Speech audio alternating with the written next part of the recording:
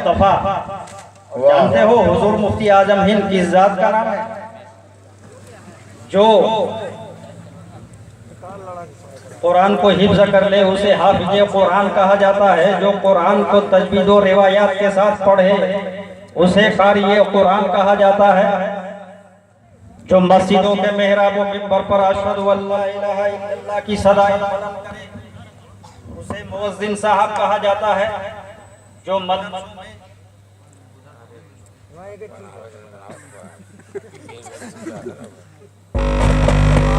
दरूद पाक पढ़िए, अल्लाहुम्मा सल्ली अला सय्यदना मौलाना मुहम्मदिन बम्बई सल्लल्लाहु अलैहि वसल्लम या रसूलल्लाह सल्लल्लाहु तआला अलैहि वसल्लम। वैसे भी वक्त की नब्ज पर हाथ रखकर बोलना है और आप हज़रात को समझ के सुनना है।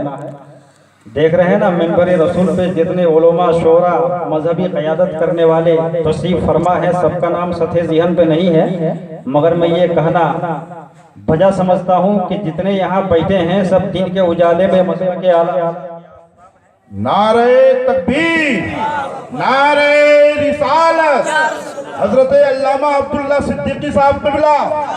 नारे तकबीर, नारे रिसालत, फैज़ाने सरकार मुफ्ती आज़म आलम, जश्ने सरकार मुफ्ती आज़म आलम।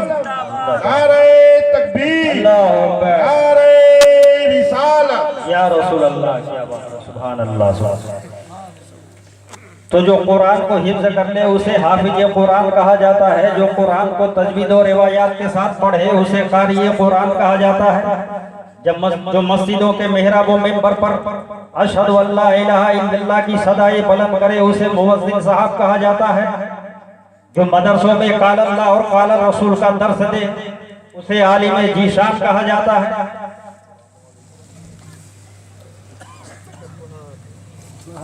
लेकिन जो निजामे मुस्तफा के तहफ्फुज़ व बका के लिए सफ़ाक हुकूमत के तख्ता पलट दे, बावकार को बेकार कर दे, बाइक़्तिदार को बेइक़्तिदार कर दे, उस जात को सरकार मुफ्ती आज़म हिंद कहा जाता है। वाह वाह, सुभान अल्लाह, सुभान अल्लाह। नारे तकबीर, नारे रिसालत, वाह। तो मुफ्ती आज़म हिंद किसी बोरिया नसीब फकीर का नाम नहीं है, रसूल पाक की एक अजीम तहरीक है, इस्लाम के मीरे कारवां का नाम है, जिनके फैजान ने न जाने कितने जर्रों को हम दो से सुरैया कर दिया, जिसने गुमराहों को रास्ता दिखाया, जाहिलों को आलिम बनाया, आलिमों को पामल बनाया और गुनाहों के सैलाब में बहने वालों को निकाल कर शरीयत के महफूज किनारे पर पहुंचा। वाह वाह, सुभान अल्लाह, वाह। आज आपके दरे पाक से न जाने कितनी बन ज़बानें बोलने लगी, कितनी बेनूर आंखें रोशन हो गई, कितनी खाली तिजोरियां नोटों से भर गई, कितने बेमुराद बामुराद हो गए, कितने बे औलाद साहेब औलाद हो गए, कितने मुर्दा दिल अहले दिल हो गए। लोग खुदी को पहचानने लगे, खुदा को पहचानने लगे और ये पैगामी वफा सुनाने लगे। मेरे आका, जब तक इस गगन के नीचे तेरा चाहने वाला रहेगा, यूं ही मसलके हक को सदाकत का बोल वाला रहेगा। तो हजरत गिरामी, आज जो लोग कहते हैं कि हम लोग शरीयत वाले हैं, वो तरीकत वाले हैं। लोग कहते हैं ना कि हम लोग तरीकत वाले हैं, वो शरीयत वाले हैं। तो क्या तुम शरीयत की मुखालिफत कर रहे हो? एक बात सुनिए, शरीयत की कठिन पाबंदी का नाम तरीकत है और बगैर इल्म के विलायत नहीं मिलती, चाहे वो मदरसे से सीखा हो या मिन जानिबे फैयाज़े हकीकी अताई में हो। इल्म ज़रूरी है विलायत के लिए। जब इंसान इल्म के मुंतहाए कमाल तक पहुंचता है तब मुशाहिदा हासिल होता है, तब पाबे विलायत का आगाज। हुजूर मुफ्ती आजम हिंद की कहानी मोहम्मद हुसैन दिनाजपुरी की ज़बानी सुनिए। दिल्ली पश्चिम बिहार PG6 सोनिया कैंप में एक डॉक्टर खान साहब रहते थे। उसके क्लिनिक में एक झोला छाप मौलवी आया जाया करता था। एक सड़क छाप मौलवी आता था, जाता था, बैठता था। एक दिन उस मौलवी ने पूछा कि ये बताइए डॉक्टर साहब, नबी को इल्म गैब नहीं है। उसने कहा कैसे मालूम?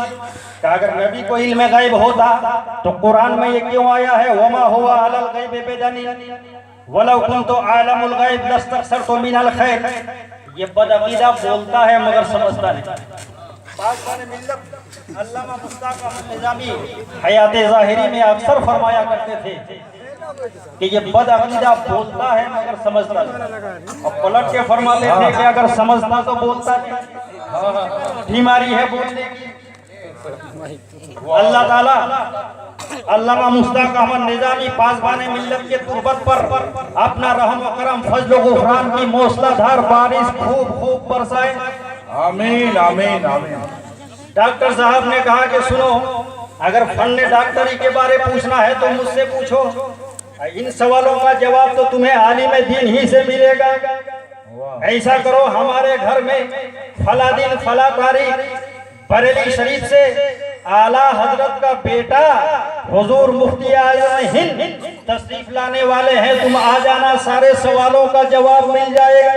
वाह वाह वाह वाह। अच्छा, क्या बात। सुन्नियों का एतकाद क्या है कि अल्लाह आलिमुल गैब, वाह। नबी आलिम गैब। आलिम गैब, आलिम गैब अल्लाह का इल्म ज़ाती है, नबी का इल्म अताई है। मगर ये बदअकीदा मिन कुल्लिल वजूह इल्म गैब रिसालत का मुनकिर, मिन कुल्लिल वजूह इल्म गैब नहीं मानते। तो इंतजार की घड़ी करीब आ गई। हुजूर मुफ्ती आजम हिंद तशरीफ लाए डॉक्टर साहब के घर। उधर से वो झोला छाप मौलवी भी हाँफता कांपता हुआ आ गया। अब बेअदब होके बैठ गया। ये तो सुन्नियों के नसीब में है कि हम लोग बाअदब हैं। बदअकीदा जितने हैं सब बेअदब होते हैं। बेअदब बेनसीब, बाअदब बानसीब। सुन्नी है जो अदब को मलहूज़े खातिर रखा करता। बेअदब होके बैठ गया और कहा आप ही को दुनिया मुस्तफा रजा खां कहती है। कहा मुझी को दुनिया फकीर मुस्तफा रजा खां कहती है। कहा आप कब से अपने आप को फकीर लिखने लगे हो? कहा जब से फकीर लोग अपने आप को आले रसूल लिखने लगा है तब से मैं अपने आप को फकीर लिखने लगा हूँ।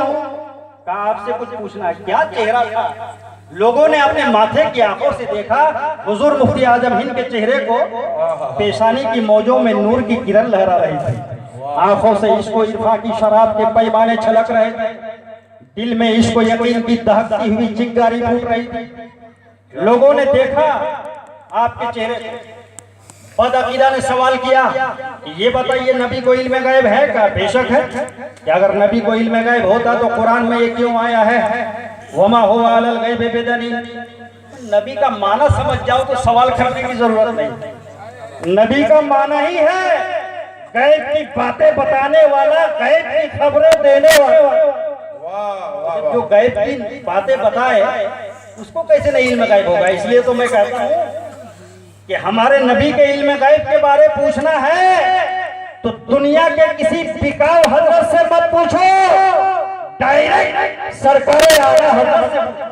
आला हजरत फरमाते हैं और कोई गैब किया तुमसे नहीं हो बोला जब न खुदा ही चुका तुम पे करो। नारे तकबीर, नारे रिसालत, फैज़ाने मुफ्ती आज़म मसलके आला हजरत।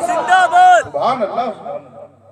तो आधा घंटा तक अकबक करता रहा। हुजूर मुफ्ती आजम हिंद बड़े संजीदगी से सुनते रहे। जब ये बोलते बोलते बोल गया तो हुजूर मुफ्ती आजम हिंद ने फरमाया कि अब तुम ये बताओ शरीयत का उस नौजवान पर क्या हुक्म लागू होता है जो नौजवान एक शहर से पैसा उधार लेकर दूसरे शहर में फरार हो गया हो? कहा तुम सुन्नियों की यही तो गलती है कि पहले सवाल का जवाब नहीं देते हो, उल्टा सवाल करते हो। हुजूर मुफ्ती आजम हिंद ने फरमाया सुनो, मेरे सवाल ही में तुम्हारा जवाब है, मेरे सवाल ही में तुम्हारा जवाब है। शरीयत का उस नौजवान के बारे में क्या हुक्म आयत होती है जो नौजवान